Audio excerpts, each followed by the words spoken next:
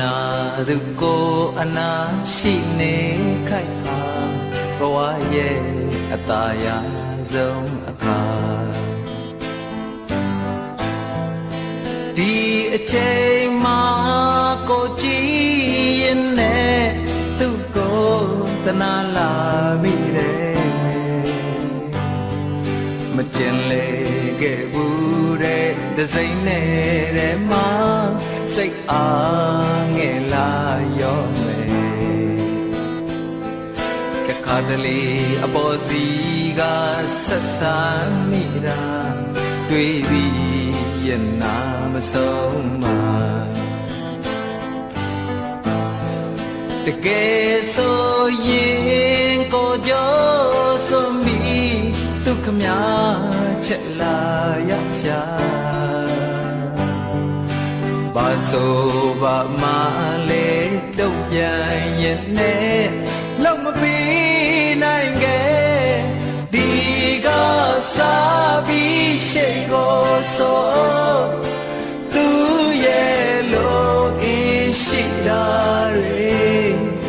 သိအောင်ကြိုးစားရင်လေကိုကြည်စွာမဲ့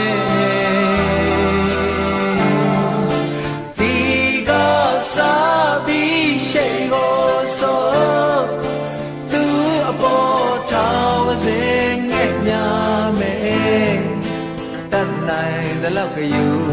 စိုက်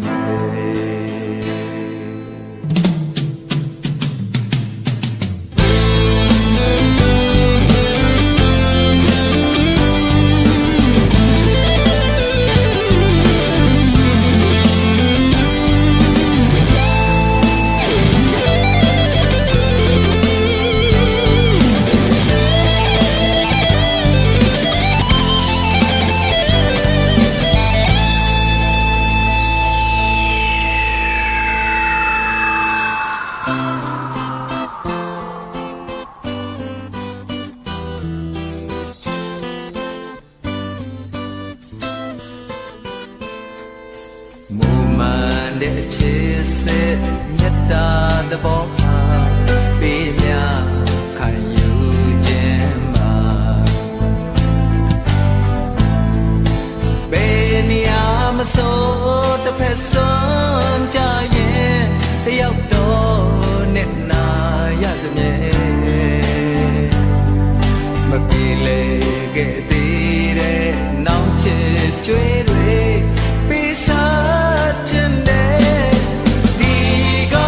စားပြီးရှိဖို့ဆိုသူ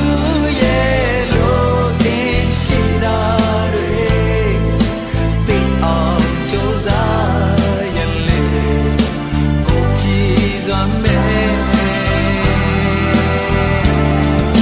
ဒီကစားပြီးရှိဖို့ဆို